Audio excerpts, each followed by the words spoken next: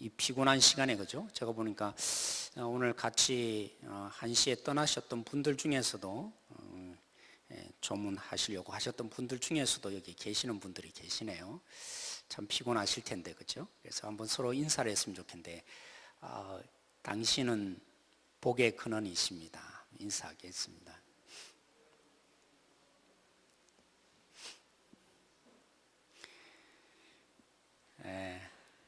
한 목사님이 계셨습니다. 그 목사님이 아주 깡촌이라 그러죠.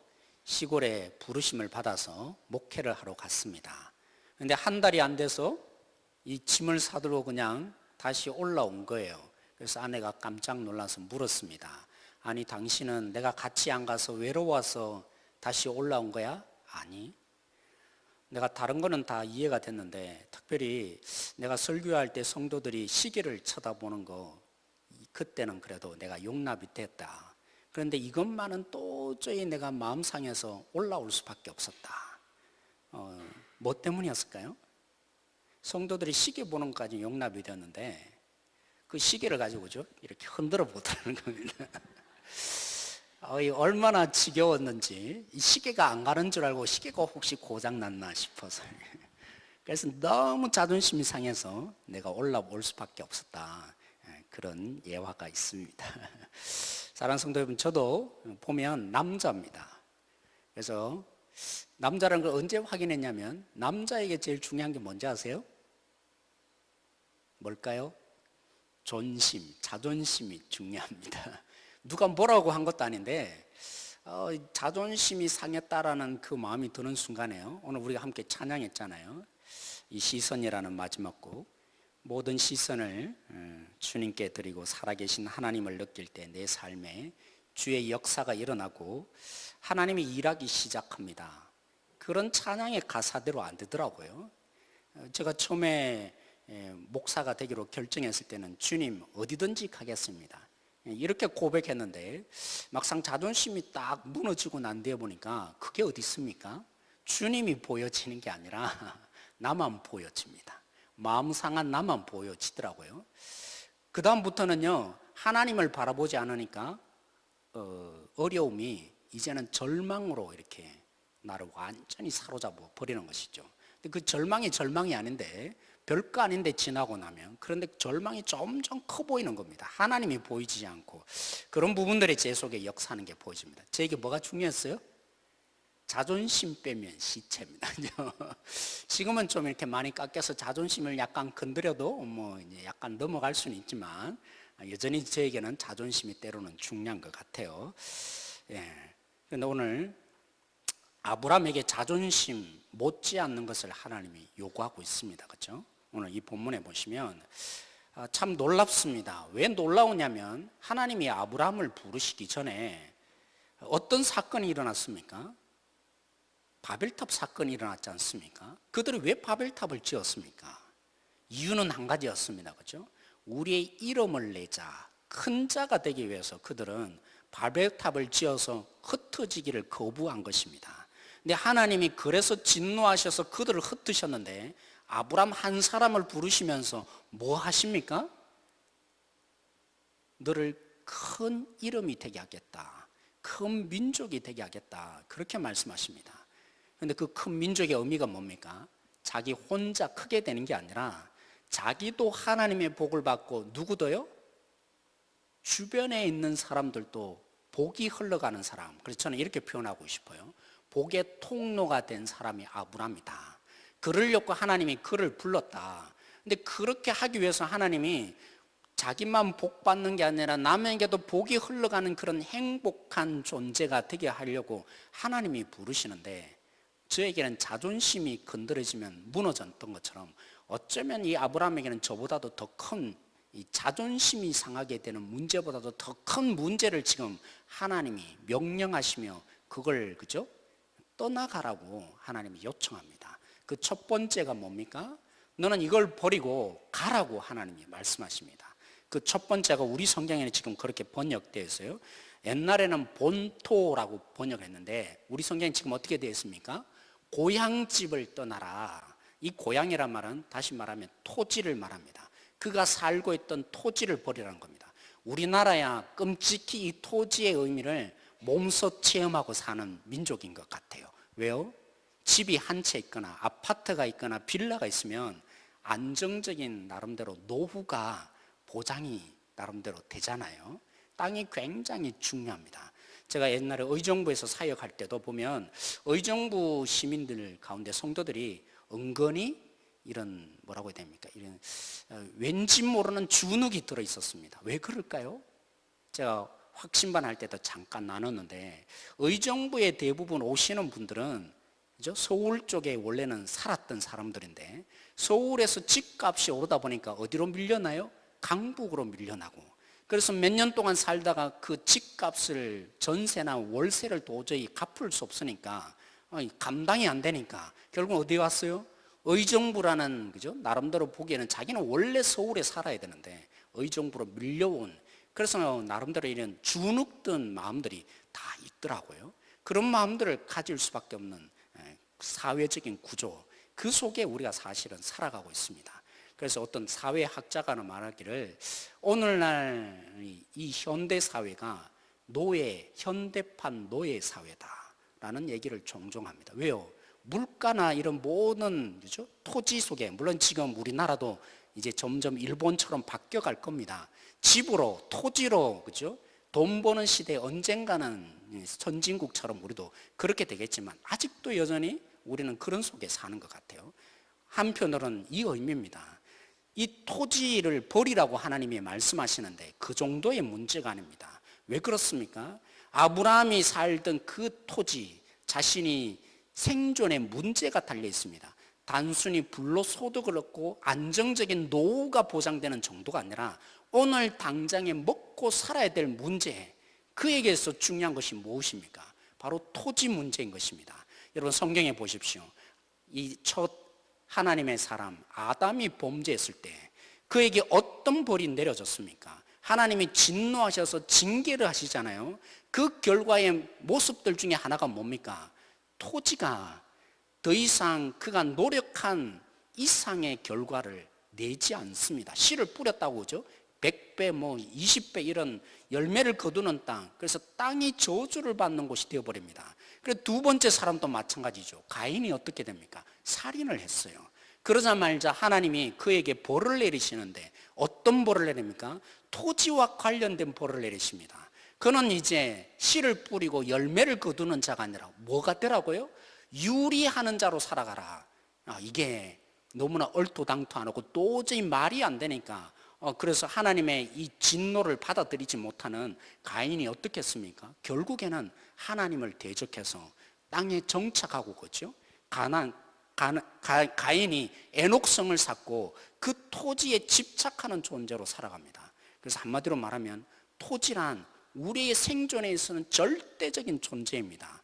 바로 그것을 버리고 하나님이 이 아브라함에게 너는 내가 복으로 삼기를 원하는데 너도 복받고 너 때문에 모든 민족들도 복받기 위해서 내가 너를 부르는데 그러므로 너는 이 토지를 버리고 가라고 하나님이 첫 번째로 말씀하고 있습니다.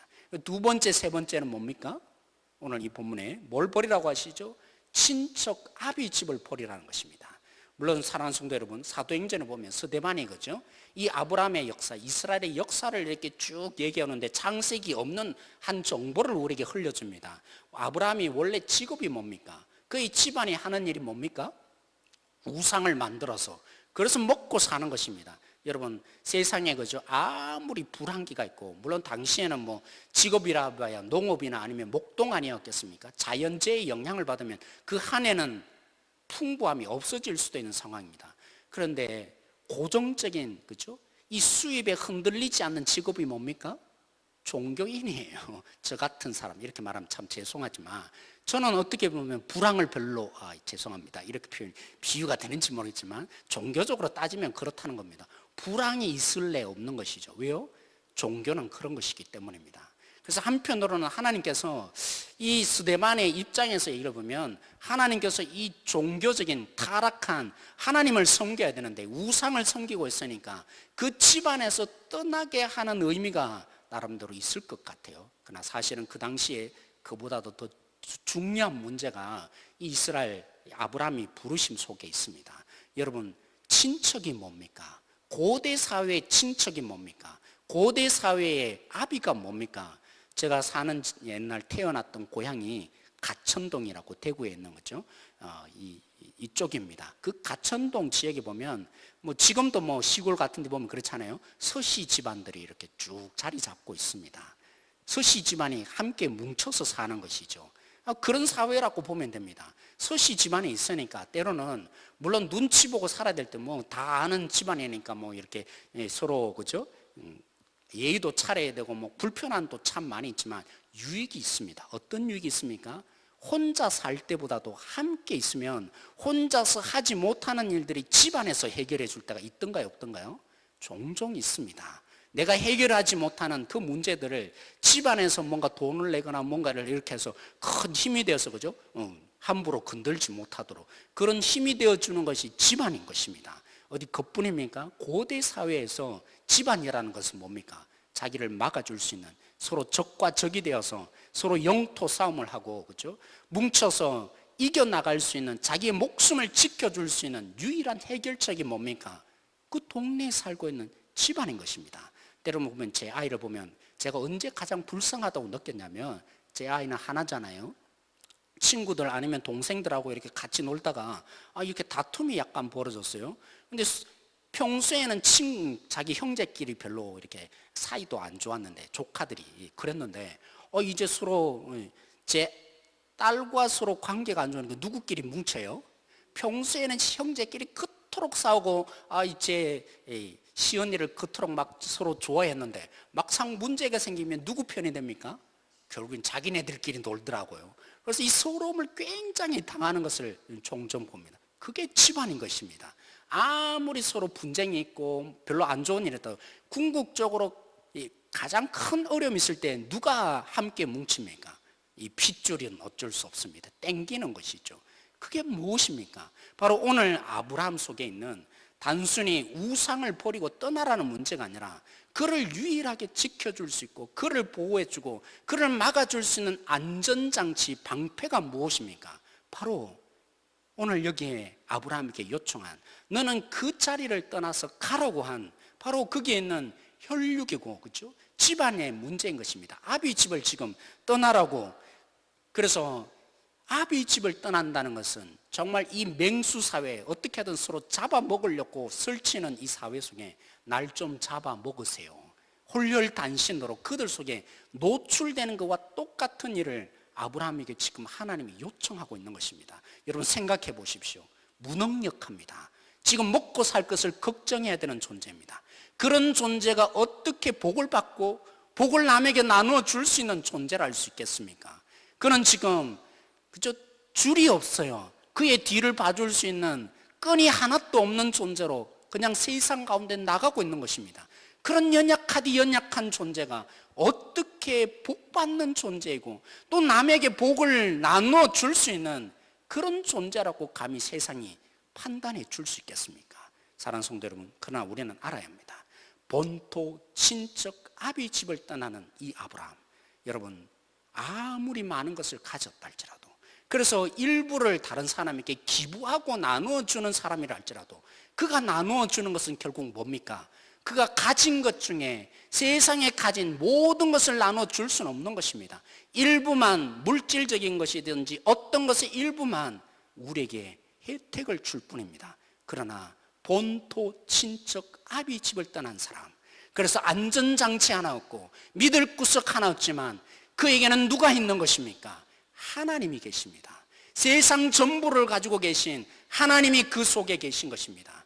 그 하나님으로 인해서 그 누구도 줄 수 없는 생명을 나눠줄 수 있는 능력이 그 하나님 때문에 생기는 것입니다. 그러기에 그도 복받고 다른 사람에게도 복을 나눠줄 수 있는 능력이 일어나는 것입니다. 사랑하는 성도 여러분, 우리가 무엇을 소유해야만 전부를 소유한 사람입니까? 예수님이 그러셨죠.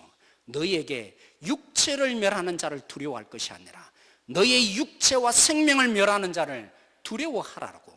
그렇습니다. 거꾸로 말하면 오늘 아브라함처럼 말한다면 오직 하나님을 안전장치로 삼고 그 하나님을 소유한 자가 사실은 전부를 소유한 사람입니다. 그 하나님이 나누어 줄 수 없는 단 한 생명도, 오늘 또 저도 그런 결단 속에 왔습니다. 제 설교로 누가 변할 수 있겠습니까? 아무리 감동적으로 밤낮을 새가며 기도하며 금식하며 준비한다 할지라도 그 자체로 한 영혼이 변하겠습니까? 저는 그런 능력이 아무것도 없습니다. 오직 하나님이, 아무리 힘이 없고 때로는 말 재능이 없고, 바울이 그런 사람 아닙니까? 바울의 설교를 듣고 어떤 사람은 지루해서, 그죠? 창문에서 떨어져 죽기도 한 사람입니다. 그리고 그의 편지의 내용을 보면 바울의 설교가 너무 지루하다고 그렇게 공격을 받은 사람이 바울이었습니다. 근데 그 바울 속에 하나님이 온전히 자리 잡고, 바울 속에 하나님이 안전장치가 되어지고, 바울이 온전히 그 하나님이 전부인 것이 되어질 때 정말 미약하고 부족한 바울이었지만 그 바울을 통해서 역사하시는 하나님이 한 생명을 바꾸는 것입니다. 저는 무능력하지만, 저는 능력이 없지만 하나님이 역사하신다면 바뀌어지는 것입니다. 바뀔 수 없다고 생각한 영혼들이 죽게 돌아오는 역사가 무엇 때문에 납니까? 사람은 할 수 없습니다. 단 한 사람도 생명의 자리로 바꿀 수 없는 것이 우리들입니다. 그 누구도 습관 하나 바꿀 수 없는 것이 우리들입니다. 그 어떤 교훈으로도 내가 가진 이 죄성을 떨칠 수 없는 존재가 우리들인 것입니다. 그러나 하나님이 역사하신다면, 오늘 우리가 찬양했던 것처럼 하나님께 시선이 고정되어서 그 하나님이 역사하신다면 아무리 가진 것이 없더라도, 아무리 별 볼 일 없는 존재라 할지라도, 때로는 다른 사람이 보기에는 따분한 설교의 자리를 할지라도 하나님이 그를 통해서 역사하신다면 받는 자가 변화가 일어납니다. 생명의 능력을 공급받고 하나님의 사람으로 바뀌어지는 역사가 일어나는 것이죠. 그러기에 오늘 우리 가운데 하나님이 아브라함에게 말씀하시는 것입니다. 너는 본토 친척 아비 집을 떠나라. 그에게 없애기 위해서가 아니라 진짜 복의 근원이 되게 하기 위해서, 너도 복받고 세상 사람들도 복받는 하나님의 진정한 능력을 소유하기 위해서 결국 우리가 소유해야 될 것이 무엇입니까? 우리 가운데 의지할 수 있는, 내 마음을 알아주고 때로는 내가 미래가 보장된, 때로 우리가 계획을 잘하는 그 지혜 속에 있는 것이 아니라 오직 하나님입니다. 그 하나님을 소유하는 자, 그 하나님이 있는 자, 그 하나님이 일하는 자, 그 속에 나도 복받고 다른 사람에게도 행복하게 하는 능력이 흘러가게 될 것입니다. 여러분 생각해 보십시오. 나에게 유익되었던 것이 때로는 그렇습니다. 오늘 우리가 얼마나 고백하잖아요. 돈으로 안 되는 것이 없다는 것을 우리는 눈으로 확인하는 사회입니다. 돈이면 전부라고 확인되는 사회입니다. 그런데 왜 이토록 우리는 불행합니까? 정말 먹을 것이 없고 가난했을 때 그 당시에 비해서 우리가 얼마나 불행한 삶을 삽니까? 얼마나 전투적으로 서로를 미워하고 판단하고 이 약육강식의 세상 속에 삽니까? 돈이면 다 된다고 해서 그 돈이 진실로 우리 속에 다 되게 하던가요? 오히려 얼마나 큰 불행을 우리 속에 지금 주고 있는지 우리는 목격하고 사는 것입니다. 때로는 우리는 그렇습니다. 내 가진 것으로, 내가 가진 것 이상으로 자녀들이 가진다 할지라도 하나님이 없다면, 하나님이 그 속에 있지 않다면, 하나님이 지켜주시지 않다면, 하나님이 보호하시지 않는다면 무엇을 이루어낼 수 있겠습니까? 오늘 우리는 결단해야 합니다. 하나님이 우리에게 아브라함을 부르셨듯이 지금도 이 땅에 희망이 좀 되라고, 소망이 좀 되라고, 복을 너만 받는 게 아니라 남에게도 나누어 주는 하나님의 복을 이 땅 가운데 조금이라도 나누어 주라고 아브라함을 부르셨듯이 오늘 우리 속에서도 부르고 있는 것입니다. 본토 친척 아비 집을 떠나서 시선을 오직 하나님께 고정하고 하나님이 안전장치인 줄 알고 그 하나님의 능력을 바라고 하나님을 온전히 소유하는 자, 그러게 떠나라고. 너가 오늘 여기 속에서 뭘 기대하고 뭘 의지했느냐, 하나님이 도전하고 있다면 오늘 이 시간에 우리가 함께 기도함을 통해서, 하나님 나는 버릴 수 없지만 하나님이 나를 부르신다면, 나에게 이 음성을 들려주신다면 나도 두 손 들 수 있게 나에게 진단하시고 깨닫게 하시고, 내가 사로잡은 것이 있다면 오늘 두 손 들고 주님 앞에 나도 아브라함처럼 가는 인생이 되게 해달라고. 오늘 여기 보십시오. 우리는 그렇습니다. 종종 그렇죠. 우리가 눈에 보이는 그죠? 현실들은 너무나 숫자적으로 확인할 수 있고, 때로는 세상에 보여주는 것은 너무나 확실합니다. 때로는 열심히 일하면 그 보상이 올 것처럼. 그런데 하나님의 말씀은 어떻습니까? 목사님, 때로는 너무 불완전합니다.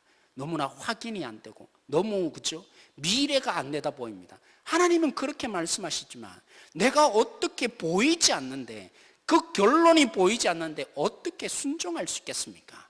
저도 이해가 됩니다. 근데 오늘 여기 본문에 보십시오. 아브라함에게 너가 소유할 땅으로 가라고 하셨습니까? 오늘 이 본문에 어떻게 말씀하고 있습니까? 너가 이 땅을 소유하게 될 거야, 너의 것이 될 거니까 너는 가라고 하셨습니까? 아니었습니다. 오늘 아브라함에 말씀하신 그 순종을 요구하고 떠나가게 하신 그 하나님의 말씀을 가만히 보면 너무나 불완전합니다. 너무나 보이지 않습니다. 왜요? 너가 볼 땅으로 가라고 했습니다. 소유할 땅이 아니라 너에게 보여줄 땅으로 가라고 했습니다. 너가 가질 땅이 아니라 너가 보게 될 그 땅으로 하나님은 가라고 말씀하시는 하나님이었습니다. 하나님의 방식은 항상 이렇습니다. 우리가 보기에는 정말 그렇게 하다간 죽을 것처럼 보이고, 그렇게 따라가서는 안 될 것처럼 보이고, 너무나 불확실해지는 하나님의 말씀이지만 그 말씀을 의지하여 하나님을 믿고 순종할 때 그것은 오늘 우리 속에 역사가 될 것입니다. 오늘 우리가 함께 찬양했던 것처럼 하나님을 믿으십시오. 우리는 앞으로 그렇게 될 것입니다. 우리가 앞으로 하나님이 전부이란 것을 정말 예수님을 받아들였다면 언젠가는 그렇게 고백하게 될 것입니다. 그러나 언젠가는 아니라 오늘 여기 속에서 우리가 믿음으로 반응하여서 보여줄 땅을 향해서 비록 불확실하지만, 비록 보이진 않지만 하나님이 나에게 준다고 한 것도 아님에도 불구하고 하나님 내가 순종합니다, 그렇게 따라갈 때 그 모든 것들이 우리 속에 실제가 되는 역사, 오늘 여기 속에 일어나게 될 줄 저는 믿습니다. 어느 분이 그런 고백을 하셨어요. 목사님, 왜 결단을 못하는지 아십니까? 왜 말씀대로 순종하지 못하는지 아십니까? 하나님이 전부라고, 이제까지 이게 내가 전부인 줄 알고 예를 들면 물질을 달라고 그토록 메어 달렸는데, 근데 나중에 복음적으로 말씀 속에 알고 보니까 내가 잘못 알았네, 하나님을 의지해야지, 하나님이 전부야지, 이런 고백 속에 깨닫기는 했는데 결단을 못 하겠다는 겁니다. 왜요? 하나님 이제 알았어요. 물질이 전부가 아니고 하나님이 날 지키시니까 그 물질 별거 아닙니다. 그런 고백을 하면 그래? 좋다, 이제 알았지? 내가 전부인 거 알았지? 그거 별것 아니니까 안 주마, 꼭 이럴 것 같더라는 것입니다. 그러게 결단을 못 하겠더라고. 아마 대부분 성도들이 그렇게 되지 않을까요? 제가 충분히 그렇겠다. 우리 가운데 그런 유혹이 있어요. 하나님께 전부라고 고백하면 하나님은 더 이상 나에게 내가 때로는 필요한 것들, 내 속에 원하는 것들을 하나님이 더 이상 안 주고 내가 전부라는 거, 그래서 십자가를 지고 고난 속에 살아라, 하나님이 이렇게만 요청할 것처럼 보여진다는 것이죠. 그러나 속지 마십시오. 하나님은요 그런 분이 결코 아닙니다. 내가 전부니까 다른 거 다 없어도 좋다, 그렇게 하나님 말씀하시는 분이 결코 아닙니다. 하나님은요, 하나님이 전부가 될 때 뭐 한다고요? 오늘 우리 가운데 예수님이 말씀하신 것처럼 마태복음 6장 33절에 말한 것처럼 너희가 그 나라와 그 의를 구하면 뭐 하신다고요? 더하여 주신다고요. 더하여 질 것을 염려하지 말고 하나님을 추구하라, 그런 뜻 아니겠습니까? 하나님이 더한 거 안 준다는 얘기가 아니라 너희 가운데 하나님이 전부가 되면 다 그거 너희 것이다, 이 얘기가 아니겠습니까? 오늘 두려워하지 마십시다. 하나님이 전부가 되고 난 뒤에 더하여지는 그 경험이 있는 성도들 되어지기를 원합니다. 저는요 참 이렇게 한 사람을 두고 얘기해서 그렇지만 저는 장 목사님을 볼 때마다 제가 도전을 받습니다. 뭐 때로는 어떻게 여러분들이 나름대로 볼지는 모르겠지만 하나님 말씀대로 순종하잖아요. 하나님의 그 뜻대로 그렇게 살아가고 있잖아요. 그런데 어떻게 먹고 삽니까? 그래서 제가 장 목사님에게 수요일날 그런 얘기 했어요. 참 제가 부끄럽습니다. 하나님의 부르심 앞에 저도 장 목사님처럼 모든 것을 버리고 순종할 수 있을까요? 참 어떤 때는 제 자신을 보면, 내 아내나 내 자녀를 보면서 지금의 먹고 살아야 될 이 불편함을 보면 장 목사님처럼 못할 것 같아요. 그런 생각이 듭니다. 그러나요, 이 불편함, 이것이 우리를 사로잡고 있는 것입니다. 여러분, 하나님께 던져보십시오. 그때서야 이 불편함을 넘어서 하나님의 능력을 경험하게 될 것입니다. 하나님의 복이 될 것입니다. 하나님이 어떻게 채워주시는지, 하나님이 어떻게 일하여 가시는지 경험하고 사는 존재가 진짜 살아있는 존재가 아니겠습니까? 우리의 불편함이 해결되는 정도가 아니라 하나님이 하나하나 채워주시고 더하여 주시는 그 일들이 매일매일 우리 삶 속에 경험되는 것이 진짜 살아있는 그리스도인들이 아니겠습니까? 오늘 우리는 그 모습의 도전을 보이기 위해서 우리를 이 자리에 부르신 줄 믿습니다. 오늘 그 마음으로 함께 기도하시고 우리 교회가 그런 교회 되어지기를, 한 성도 한 성도를 통해서 나도 저 집사님을 보면, 저 권사님을 보면, 저 장로님을 보면 나도 하나님 때문에 살자. 그래서 하나님이 내 속에 어떤 기적들을 베풀어 주시고 어떻게 더하여 주시는지 나도 좀 경험하고 살자. 그런 도전이 우리 속에 일어나는 한 분 한 분, 우리 청년들이, 그런 청년들이 되어지기를 원하고요. 그런 권사님, 우리 집사님들이 되어지는 놀라운 역사가 일어나기를 원합니다. 하나님은요, 나에게 복 주는 것으로 그치지 않습니다. 나를 통해서 다른 사람도 복이 흘러가는 하나님의 진정한 능력자 세우기를 원해서 끝까지 우리를 붙들고 역사하실 것입니다. 섬겨주실 것입니다. 그래서 오늘 이 시간에 하나님께 눈을 고정하고 제가 고백하게 되지만, 하나님, 내가 왜 불안합니까? 왜 내가 걱정이 됩니까? 왜 내가 때로는 밥도 제대로 못 먹습니까? 알고 보니까요, 여전히 하나님이 믿어지지 않는 것입니다. 하나님이 보여지지 않는 것입니다. 하나님께 시선이 고정되지 않는 것입니다. 오늘 우리가 그 하나님 앞에, 이 도전의 말씀 앞에 함께 기도하시면서 하나님을 붙드십시다. 그래서 하나님 때문에 살아가는 능력을 우리 한 사람, 오늘 여기에 있는 한 분 한 분만 드러낸다 해도 우리 교회는 바뀌어질 것입니다. 대전 지역이 바뀌어지는 역사가 우리 때문에 일어나게 될 것입니다. 왜요? 아브람 한 사람이 변화되어서 오늘 여기에 우리가 복음을 받고 주님의 능력자가 되었기 때문입니다. 오늘 그 마음으로 우리 함께 기도하는 모든 성도들 되어지기를 원합니다. 오늘 우리 함께 이 말씀을 생각하시면서 함께 찬양하십시다.